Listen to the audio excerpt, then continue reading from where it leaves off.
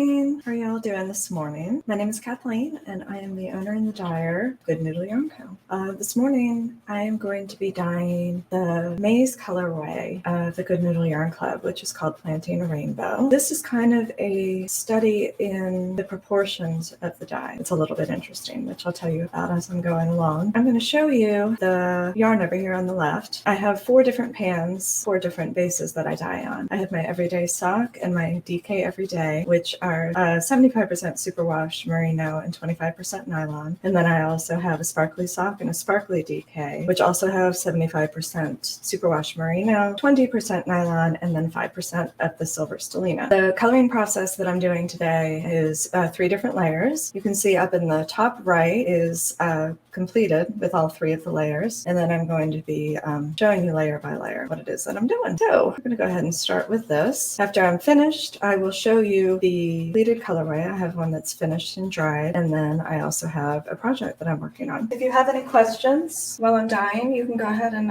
put them in the comments, and then I'll come back and check them. I can't actually see them though while I'm dyeing. The first layer that I'm going to do right here in this pan is adding the yellow. Now, what I was talking about with the proportions is, and you will see this better when I show you the actual yarn, but when you look at this colorway, it looks as if it's red and orange and there's some yellow in it. But in order to get the yellow to remain prominent when the dyeing is complete, you need to use proportionally way more yellow than you do the other 2 colors, because the orange and the red, the orange, especially the red, is very vibrant, and it kind of takes over all of the other colors that are there. Yellow, 75% of the dye that I have on this in this colorway is yellow, and then 75% is the yellow, and then the other 25% is combination of the red and the orange. The orange is a little bit more, so probably 15%, and then the red is about. Those 2 colors you're going to see are dominant in the color. So I'm going to go ahead and measure out the amount that I'm using. I prefer using a scale. I just get a regular old kitchen scale from Target that measures milliliters, because I like to be kind of accurate with what I'm putting on there. I'm going to dilute this just a little bit more with some water so that I can make sure to get it good and covered over the yarn.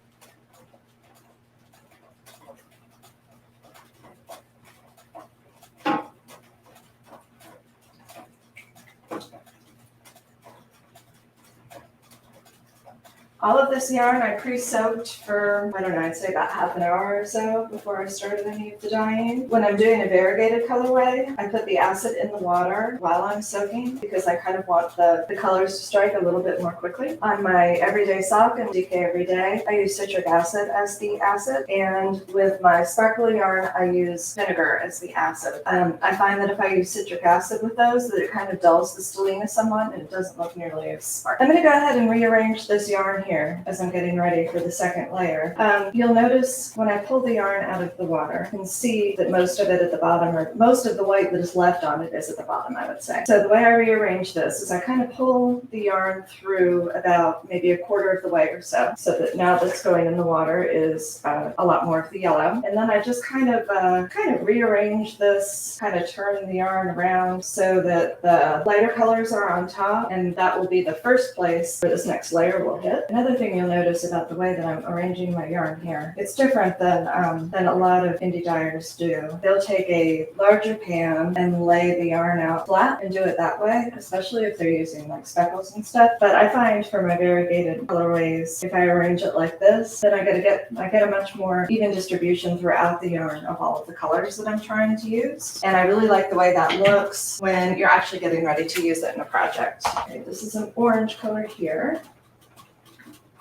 I'm going to show you, this is the little bit amount of the orange that I'm going to use. I'm going to dilute it with water just so that it goes a little bit further when I pour it, but it really isn't very much of the actual dye itself.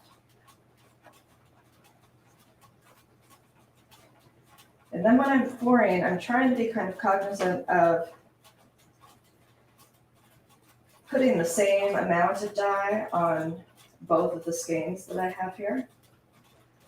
because this is a lot, so to speak, a lot, like a dye lot, not a lot. So after I pour it on, let's say before I put it on, I have about, I'd say about half or so of the yarn that's sticking up out of the water. And then I pour the dye on, and then I kind of stick it underneath the water so that that dye will set. And also the dye that is still on the top, obviously, it hasn't absorbed right away. It's going to kind of go down into the side and kind of go up and underneath the yarn, which is another way that we get good distribution and also a little bit more variations and interesting colors. Because in this one here, you can see there's going to be darker areas of yellow and lighter areas of yellow. And then with this orange, there's going to be darker areas of orange, lighter areas of orange.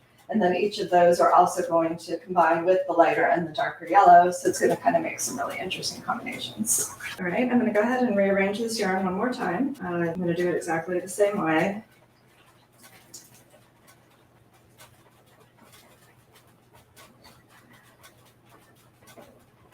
Like I mentioned when I first started, this colorway is called Planting a Rainbow. The colorways for the yarn club that I make are exclusive for the first year. Now, if you're a member of the club or you become a member of the club, you can get any of the prior colorways, or I can re-dye any of the colorways for you. Let me show you this first. This is the red, which is even less than the amount that I used for the orange. So if you're not really into the yarn club kind of thing, then next May you'll be able to get this colorway.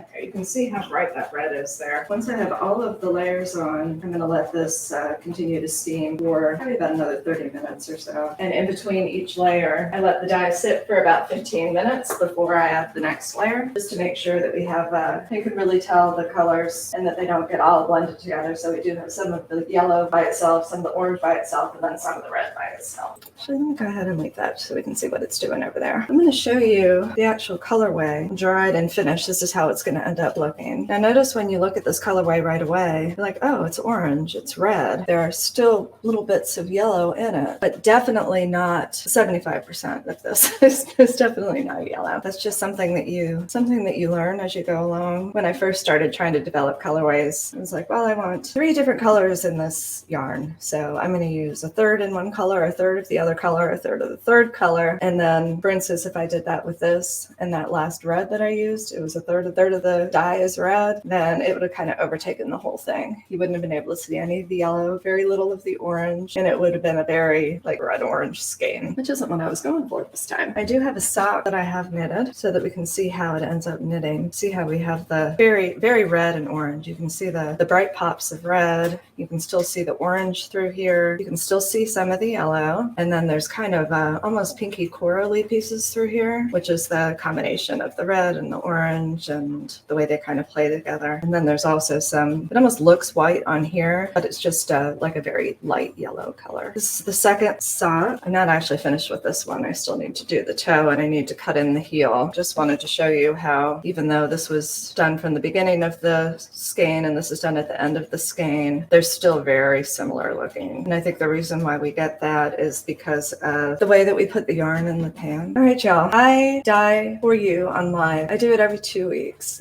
Usually it's on Wednesdays. This week I needed to move it to Thursday, but I always let you know beforehand if you follow me on Facebook or you follow me on YouTube, and I'm Good Noodle Yarn Co. in those places. I'm also Good Noodle Yarn Co. If you follow me in any or all of those places, you'll see when I put up to let you know when it is that I'm going to be dyeing. I'm going to take this stream and kind of edit it down and condense all of the, some of the chatting and everything, so that if you want to go back, if you want to try and dye this yourself, you can go ahead and do that. And it'll be a little bit more condensed, so you can just see just the actual dyeing part, not necessarily having to hear all about the weather that we're having in North Carolina. So you can check that out. I put that out the following week so that I'm doing something every Wednesday, basically. I will see you next time.